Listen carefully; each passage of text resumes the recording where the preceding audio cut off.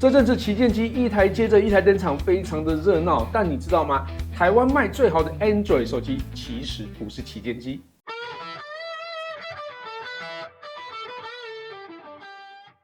嗨，大家好，我是 Kissplay。影片一开始先跟大家分享一个冷知识。Android 手机里面最畅销的其实几乎都不是旗舰机，像是2026年的第一季，台湾卖最好的 Android 手机就是三星所推出的 Galaxy A56，而且已经畅销了一整年哦。而就在3月底，三星依照往年的节奏推出它的后续机种 Galaxy A57，这波买气会不会延续到这台手机呢？其实 Android 中阶机跟入门机的换机节奏通常不会像旗舰机那么快，很多人就是差不多4年到5年才会换一支啊，所以每一代中间的规格升级也不一定会像是旗舰机那样子一推出来就让人觉得哇升级超有感，超想升级这样子不过这个对于准备换机的人来说功能有没有补齐，规格是不是更完整，拍照到底有没有更进步，这些反而才是更重要的重点所以这一集我还是会把 Galaxy A57 的功能、规格还有拍照表现完整实测一轮分享给大家。你手上如果现在还是 Galaxy A54，甚至是更早之前的 A 系列机种，那这一集真的就可以好好关注一下了。先从拍照开始看，这应该是最多朋友关心的地方。Galaxy A57 采用3镜头的配置，主镜头是 1.56分之1寸5000万像素感光元件，光圈是 f1.8， 具备 OIS 光学防手震。另外还搭配 3.06分之1寸1200万像素 f2.2 的超广角镜头，再加上500万像素的微距镜头。以规格来看，就是中阶偏入门的配置。那实拍效果如何呢？我们先从主镜头看起。因为 A57 并没有具备望远镜头，在高倍率的望远会有主镜头的数位放大来拍摄，最高呢是可以达到10倍的望远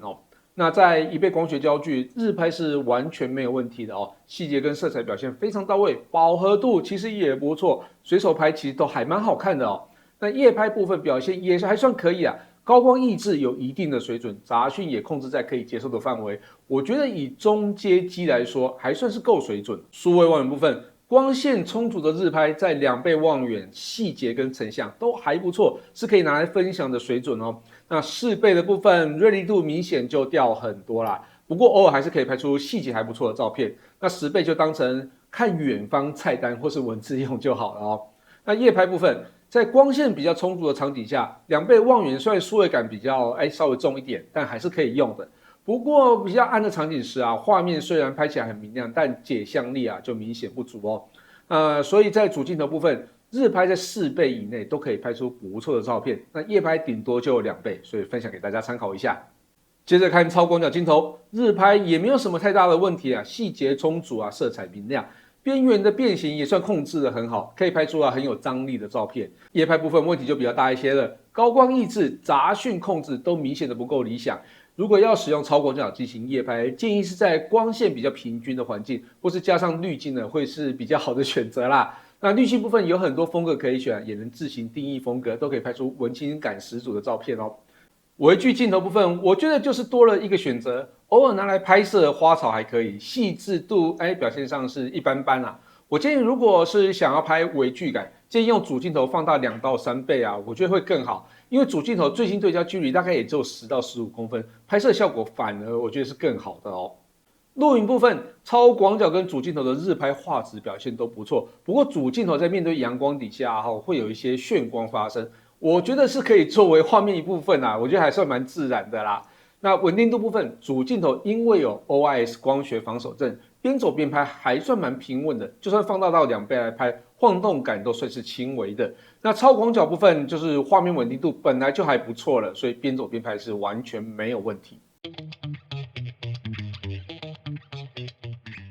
三星这几年在 AI 的发展非常的快速，除了在旗舰机种有着非常完整的 AI 功能外，也把部分的功能给了中阶机，像是非常好用的搜寻圈就是其中之一那搜寻圈的使用方式其实很简单，只要你看到网页或者照片上有感兴趣的东西，直接长按 Home 键，并且在感兴趣的东西上面画一圈，就可以直接找到相关资讯，这是非常多朋友喜欢的功能。Galaxy A57 上面也有 AI 智慧选取功能，这功能其实也蛮实用的，因为它可以更快辨识你荧幕上的内容，然后提供对应的操作方式，像是截取文字整理资料，甚至直接拖放到其他应用程式里面都可以。那相片的部分也有 AI 修图功能，点开相片之后，按下星星的图示啊，就是 AI 的按键哦，就可以看到重置啊或是物件橡皮擦。点下重置之后啊，就可以帮你调整色彩。我觉得这个功能算是蛮便利的。那物件橡皮擦其实也很简单，同样的步骤后，圈选要清除的物体，直接按下清除就可以。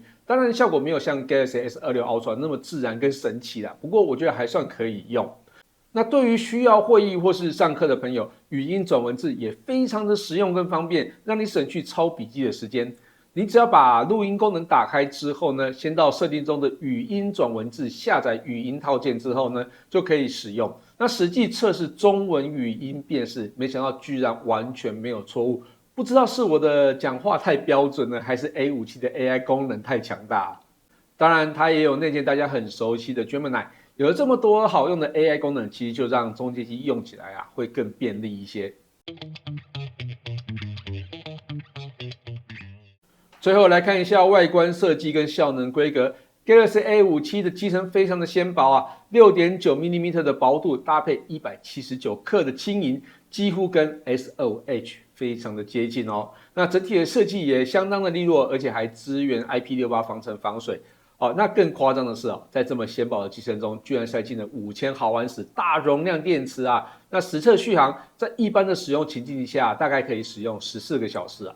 充电部分支援45瓦有线快充，30分钟可以从20%充到77%，算是还不错的表现。萤幕部分配备6.7寸 Full HD Plus AMOLED 显示器，支援120Hz 的萤幕更新率，日常使用是非常的足够的。那效能的部分呢，采用 Exynos 16808核心处理器，这是属于中阶偏入门的处理器。那手上这台是8+256GB 的版本。实测跑分啊，安兔兔是139万分 ，Geekbench 6呢测的多核是483分，单核是1381分，表现算是中等。那在一般使用上，只要不要去跑太高阶的游戏，我觉得都还算够用啦。最后总结来看 ，Galaxy A57在规格上就是一台表现中规中矩、完成度不错的中阶手机，但有了 AI 加持后，让中阶机好像注入了灵魂，变得比规格数值更优异一些哦。另外，它还支援 eSIM， 有双门号啊，或者有出国需求的朋友来讲啊，这是更方便的选择哦。系统更新支援度部分，三星这次提供最高6代 Android， 还有 One UI 的升级，以及6年的安全性更新。对于4到5年才换一次手机的朋友来说，这点其实是蛮重要的哦。所以整体来说，如果你手上是 Galaxy A54以前的机种， Galaxy A57还是可以列入考虑的一台手机啊。以上就是 Galaxy A57的实测体验，感谢大家收看这期节目，希望大家会喜欢这次内容。如果任何建议或问题，也欢迎留言让我知道。我是 KissPlay， 我们下期见哦，拜拜。